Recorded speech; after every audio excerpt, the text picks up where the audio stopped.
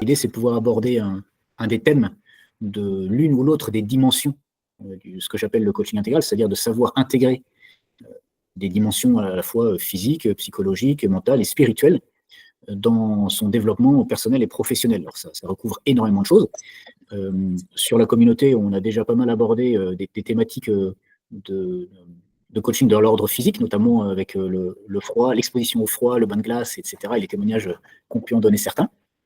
Là, le thème que je voulais aborder aujourd'hui, c'est celui de la liberté intérieure, et d'amener des éléments de réflexion sur qu'est-ce que c'est que agir librement, et comment agir vraiment librement en ayant conscience et connaissance des différentes étapes de l'acte libre.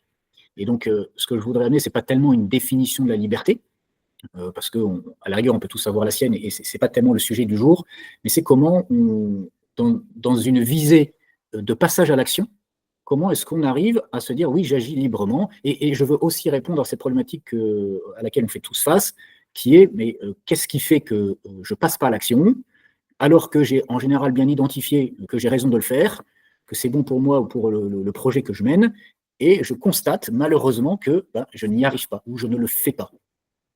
Et donc, fort de ça, je renvoie la question à tout le monde, à toi Cécile qui est là, mais à tous ceux qui regarderont le replay par la suite. Qu'est-ce qui fait, quelles sont les expériences que l'on a pu faire, où on sent qu'on est tout près de passer à l'action, et puis malheureusement, on ne le fait pas, il y a comme une résistance, un blocage, et parfois un auto-sabotage que l'on vit et qui est extrêmement, au mieux déceptif, au pire culpabilisant, voire démoralisant ou démotivant. Et c'est un peu dans le cadre de la phase motivation, souvent, dans le processus du programme, qu'on se confronte à cette réalité-là, en essayant d'aller trouver les bons leviers qui peuvent nous aider à justement passer à l'action. Et je crois qu'une des clés de la compréhension de ce mécanisme intérieur, c'est de savoir que fondamentalement, on est libre, mais que cette liberté, elle se construit, et que pour agir librement, il y a des étapes. Et donc, c'est ces étapes que je veux reprendre ici, en rappelant que finalement, il y a 4 étapes dans l'acte libre. On dit bien que le libre arbitre, c'est la faculté du choix, et que le choix, c'est un acte de la volonté. Et la volonté qui était éclairée par l'intelligence et la mémoire, c'est-à-dire non seulement elle se souvient de ce vers quoi elle peut tendre parce qu'elle a déjà pour une part expérimenté, mais l'intelligence lui montre son objectif, son but de manière désirable, et elle est attirée parce qu'elle est séduite de l'obtenir. Donc, une fois qu'on a dit ça, comment ça se passe? Et on est vraiment libre d'agir parce que cette liberté-là, elle est le signe que je dispose pleinement de moi-même, et que cet acte sera vraiment libre parce qu'il sera ni subi, ni conditionné, que ça va être le mien, qu'il m'est propre, que c'est un acte personnel. Voilà. Et évidemment, on est forcément conditionné, mais c'est fort de cette conscience-là, de nos conditionnements, de nos héritages, etc., qu'on va pouvoir réellement être libre, parce qu'il va y avoir une forme de consentement qui va se faire à toutes les contraintes que l'on a, mais qui vont nous faire justement choisir les bons moyens pour agir. Et donc, un acte volontaire comprend 4 temps. Le premier, c'est vouloir, qui correspond à l'intention que je pose. Le deuxième, c'est choisir, c'est-à-dire les moyens que j'ai à mettre en œuvre. Ensuite, le troisième, c'est décider, justement en consentant au réel, qu'on a commencé à le dire. Et enfin, c'est agir, en passant à l'action concrète. Donc, je vais reprendre en détail chacun de ces actes, et ça me donnera de pouvoir en échanger juste après. Donc, restez bien jusqu'à la fin, et parce qu'à la fin, on aura aussi non seulement la manière dont toi, Cécile, tu réagis par rapport à ça, comment ça résonne en toi et comment ça t'aide ou pas, mais on aura aussi le témoignage de Marie-Madeleine qui nous l'a confié alors qu'elle ne pouvait pas être présente à ce live. Donc, vouloir d'abord. La volonté, comme je le disais, elle est attirée par le bien, elle se porte vers son but. Et c'est là qu'elle va générer une intention qui va faire que je le veux, je tends vers ce bien. Un philosophe qui s'appelait Maurice Blondel qui parlait de la volonté voulante. Ça veut bien dire ce que ça veut dire. L'action, elle ne se sépare pas finalement de la connaissance de ce vers quoi on veut aller. Si l'acte de vouloir a une initiative propre, elle naît à ce moment-là. L'intelligence reconnaît un bien, une valeur, comme quelque chose de bon et de véritable. Très bien. Elle va la présenter à la volonté, qui va tendre vers lui, parce qu'elle veut soit l'acquérir, parce que finalement elle ne l'a pas, on veut ce que l'on n'a pas, ou elle veut le devenir, parce que finalement, c'est quelque chose qu'elle n'est pas. Et ça, c'est le premier mouvement de notre liberté. C'est une démarche volontaire par excellence. Si nous ne voulons pas, rien n'advient. Donc là, la première chose, le premier moment de l'acte libre, c'est vouloir. Ensuite, deuxième moment, c'est choisir. Parce que le seul vouloir, en soi, est improductif. Il est certes indispensable, parce que sans cela, rien ne se passe, mais c'est insuffisant. D'ailleurs, on le dit, on connaît tous le dicton, l'enfer est pavé de bonnes intentions. Donc si le premier acte, c'est poser l'intention, en soi, on comprend que ça ne suffit pas. Donc comment est-ce que je vais m'y prendre, justement? En choisissant le meilleur moyen d'y arriver. Parce que celui qui veut la fin prend les moyens. Là aussi, c'est un petit punchline de développement personnel, mais qui est de l'anthropologie, en fait, ni plus ni moins. Parce que vouloir réclame un choix réfléchi et raisonné des moyens à mettre en œuvre. Alors, il y a certains qui vont être retenus, puis certains qui vont être écartés, etc. Et, quoi qu'il en soit, le deuxième moment de l'acte libre, c'est choisir. Donc, une fois qu'on a posé une intention, donc qu'on veut, et que l'on a choisi, il convient ensuite, troisième temps, de décider. Et on décide de passer à l'action en acceptant le réel, c'est-à-dire les contraintes de notre vie, de notre situation. C'est la réalité, en fait, telle qu'elle se présente à nous. L'action va se bâtir avec toutes ces contingences. Et on peut tout à fait refuser les contraintes de la vie, mais ça reviendrait à finalement jamais réaliser ce vers quoi nous aspirons. Et l'enjeu là-dessus, ce n'est pas de rester dans une intention qui ne serait qu'une velléité, ou finalement d'avoir des attitudes et des vies de rêveurs sans jamais passer à l'action. Alors, la volonté, si elle a, dans un premier temps, généré une intention, qu'elle a choisi des moyens, elle va aussi générer la décision. Et pour revenir au philosophe Maurice Blondel, c'est ce qu'il appelait la volonté voulue. Si l'intention était la volonté voulante, là on voit qu'elle a passé un cap, on a décidé, ce qui suppose qu'on va tenir fidèlement aux moyens et aux options qu'on a prises. Et donc ce consentement, il est décisif. Cette décision, c'est un consentement à ce qu'on a choisi, au réel dans lequel on se trouve, avec ses limites, évidemment, et c'est aussi finalement consentir à ce qu'on n'aurait pas choisi, et parfois même sous aucun prétexte, mais finalement, il y a peut-être aussi quelque chose de la grandeur de la liberté qui peut s'exprimer là.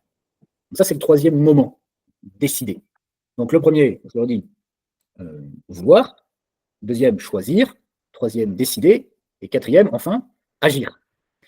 L'action, on le sait, elle va réclamer l'effort, de la persévérance, mais aussi la compétence, une performance, peut-être même un renoncement. Et l'accomplissement de l'acte libre dans l'action va nécessiter une certaine constance qui va conduire soit à la joie de la réussite, parce que finalement on a acquis le bien que l'on cherchait, puis le bien fait du bien. Puis ensuite, on va en être satisfait, donc il y a une phase de repos, on va se reposer dans le bien acquis. Parfait. Donc soit ça conduit à la joie comme ça, soit ça conduit à l'échec et à sa souffrance de ne pas avoir réussi. Et ça peut être une véritable déchirure même intérieure, parce que comme toute privation, ça fait mal. On n'a pas eu ce à quoi on aspirait et qui était bon pour nous. Bon, donc face aux difficultés, de passer à l'action, on va avoir besoin de courage et de force dans toutes ces déclinaisons, en fait, parce que ça va passer par la patience, la constance, la douceur. Et donc finalement, ce grand consentement au réel qui est l'acte même d'agir, elle va nous permettre de fidéliser nos engagements. Et c'est ce qui va faire la noblesse de nos choix et la maîtrise de nos actes. Parce que finalement, on pourrait finalement donner une certaine définition de la liberté, comme la liberté intérieure, la maîtrise de soi. Et je trouve que les différents moments de l'acte libre rendent bien compte de cela. On voit bien que ce n'est pas une génération spontanée, on voit bien aussi qu'il y a un mécanisme, que ça se construit, qu'on a une responsabilité dans ces différentes étapes, et qu'il est important de ne pas non plus aller trop vite et faire des raccourcis. Mais si on a conscience de ces différents moments, alors on va plus sûrement se permettre de passer à l'action de la bonne manière.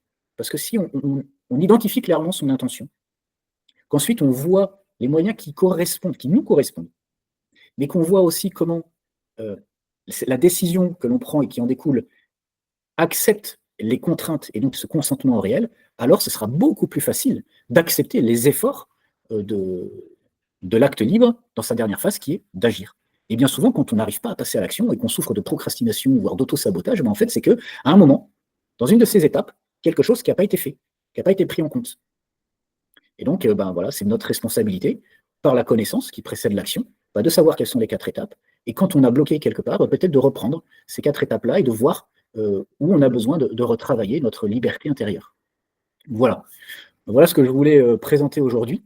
Il y a évidemment plein de choses à dire sur la liberté et l'agir libre, mais en amont, il y a toute la conscience que l'on a de notre dignité, avec la dimension de la liberté comme une caractéristique de notre être humain fait à l'image de Dieu et qui a une autre caractéristique qui est l'inviolabilité.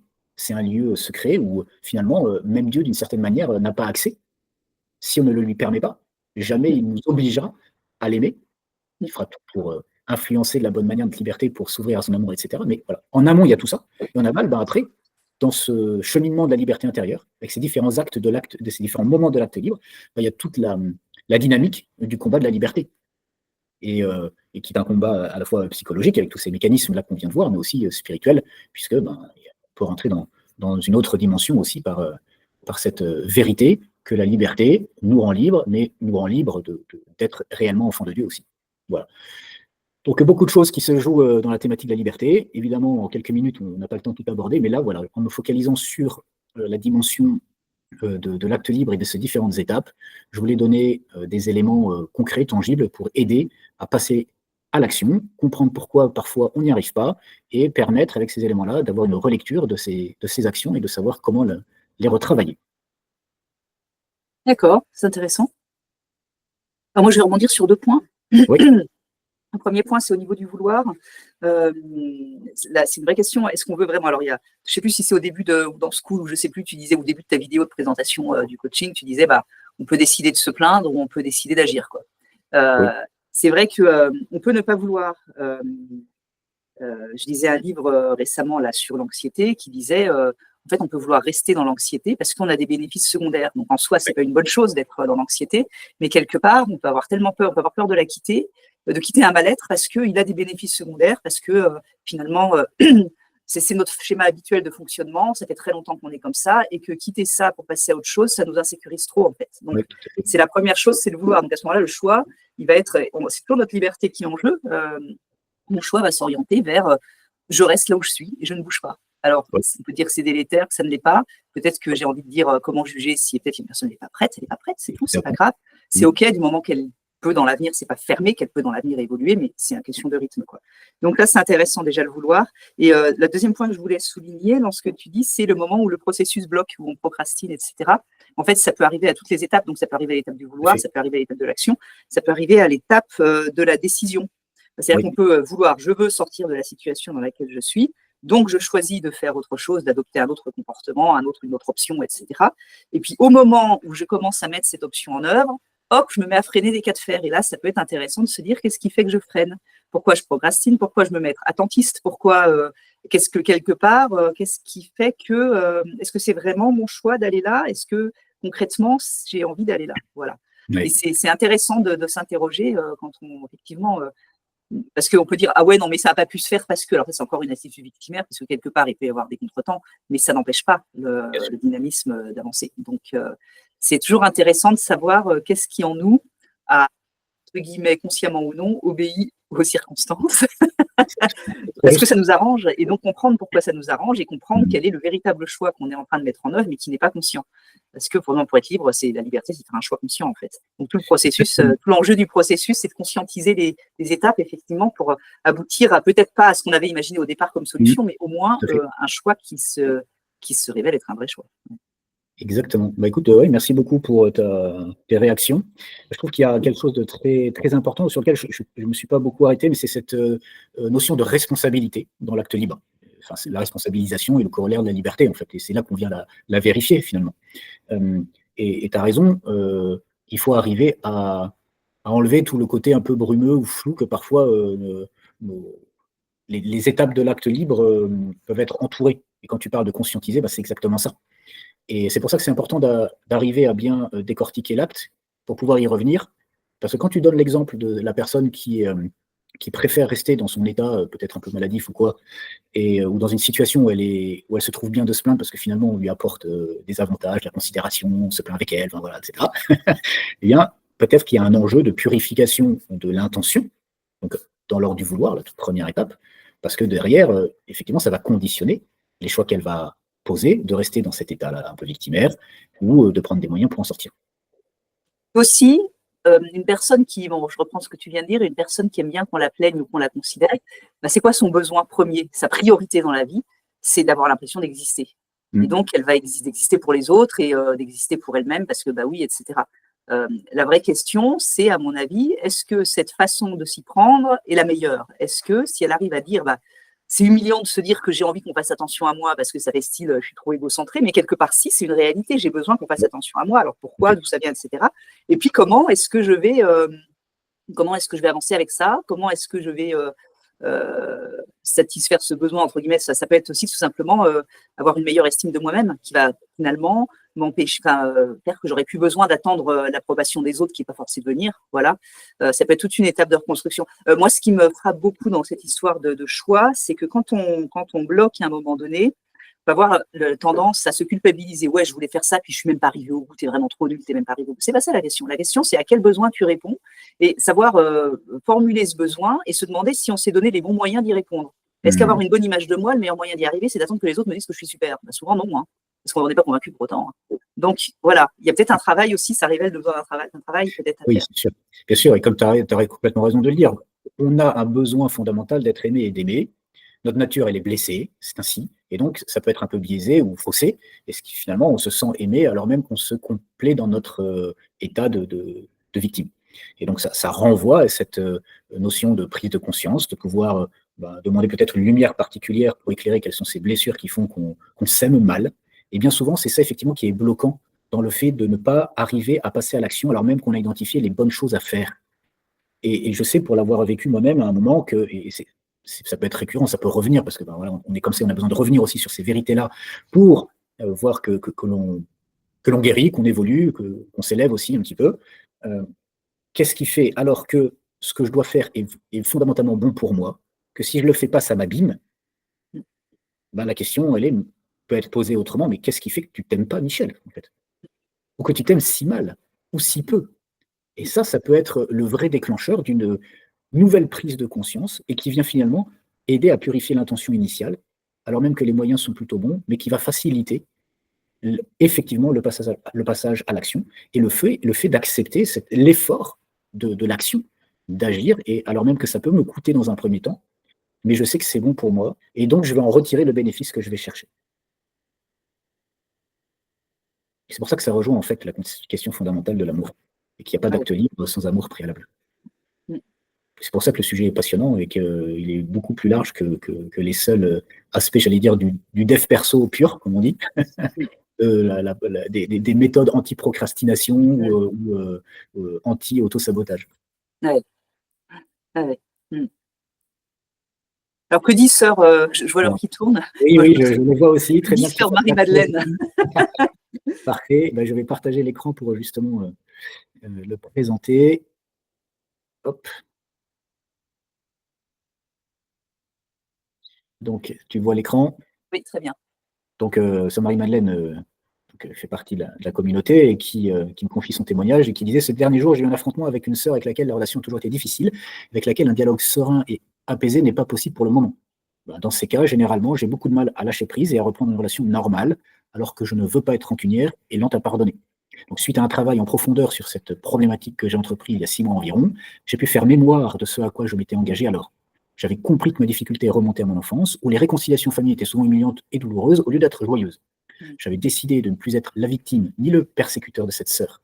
Et j'ai pu poser un pas concret pour sortir de ma propre prison intérieure, aller vers la sœur pour lui donner le baiser de paix alors qu'elle n'était pas à côté de moi et que je n'étais nullement obligé de le faire. Quel soulagement j'éprouve maintenant de ne plus tourner en rond autour de ma blessure. C'est beau, hein? Ouais, Ouais. magnifique. C'est beau, hein? Ouais. Ouais. Ça, les communautés religieuses, pour ça, c'est vraiment un lieu, un laboratoire de pardon et de choses pas évidentes à faire, quoi, de démarches. Ouais. Et quand on sait que le pardon est un des sommets de l'acte libre, typiquement, là, on a quand même un exemple d'acte libre pleinement, enfin entier, j'allais dire, complet, plein. Et si on veut y appliquer la grille qu'on a décrite, on voit bien qu'il y a dans la volonté l'intelligence et la mémoire qui aident à, à passer à l'action, puisqu'elle se souvient de ce qu'elle a pris comme engagement suite à ce qu'elle a vécu déjà comme guérison intérieure pour comprendre ses propres mécanismes, et l'intelligence qui lui montre le bien qu'elle va chercher dans la réconciliation. L'apaisement pour elle-même, pour ne pas tourner en rond autour de sa blessure, comme elle dit, et puis pour pacifier la relation avec cette sœur. Ouais. On voit aussi qu'elle elle a pris les moyens, à partir du moment où elle avait clairement identifié l'intention qu'elle avait, et qu'elle a consenti au réel. Voilà, il y a eu un affrontement, elle n'a pas voulu être rancunière ou l'on t'a pardonné, et elle a passé outre des conditions qui auraient pu être finalement facilitantes pour ne pas engager le pardon, puisqu'elle n'était pas obligée de le faire, elle est sortie vers ça elle. revient à ce que je disais. Ah j'ai pas pu parce qu'on était vraiment loin dans la chapelle, alors voilà, c'est exactement ça. Hein. Il y a plein de vraies fausses bonnes raisons. C'est ça. Fausses bonnes vraies raisons, je ne sais pas comment dire, pour ne pas agir librement.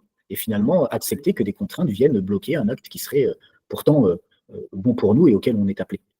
On se sent appelé.